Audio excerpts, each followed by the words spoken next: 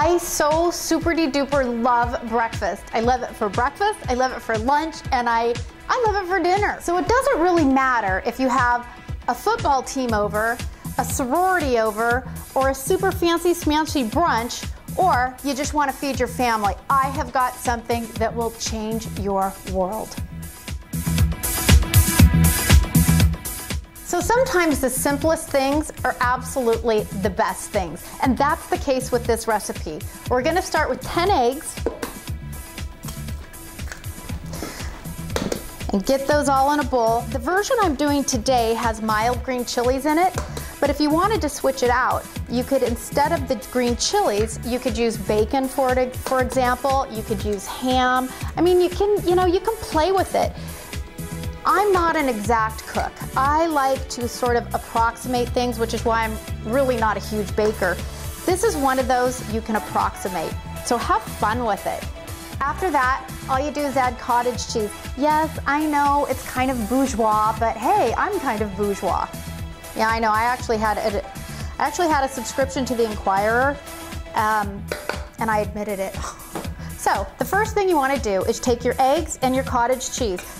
I don't go for the non-fat version of cottage cheese. I know some people like to skinny it down. I'd rather use the real product and get the real flavor than try to substitute and have an inferior product. That's just me. So now I'm going to blend up my cottage cheese and my eggs, and then I'm going to start adding the rest of the deliciosity. Okay, what we're trying to do is get the eggs and the cottage cheese to a lemony color, kind of a lemony color. This is so delicious, and I know you guys are all gonna laugh, but I love to put my tomatillo salsa on it or my pico de gallo on it. I know I'm obsessed with those, I know, but seriously, it's super delish. After that, we're gonna add flour. It's just like normal flour, a half a cup and a teaspoon of baking powder. Just for simplicity's sake, I already put the baking powder into the flour, okay? So like nothing difficult here, people.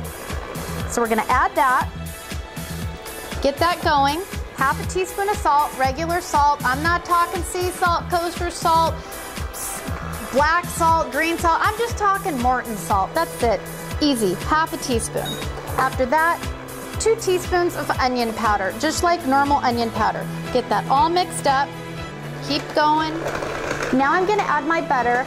Listen, here, if I can give you one tip, don't use margarine, please, I beg of you. Never use margarine. Margarine is just nasty. Use butter. Again, a little bit more of something fabulous is worth so much more than a lot of something that's inferior.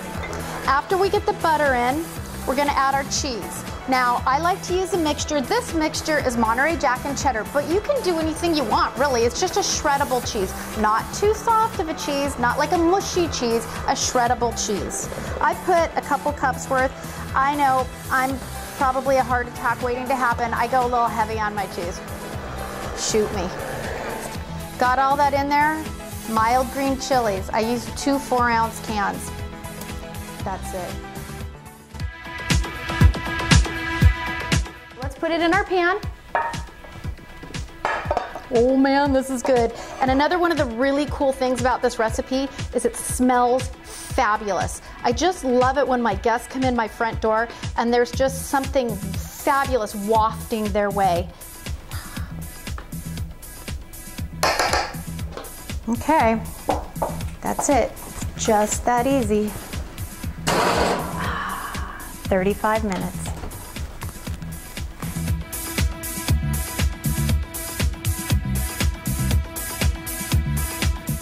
Look at that. Beautiful brown crust on top, slightly bubbling on the edges. Okay, here we go. Oh.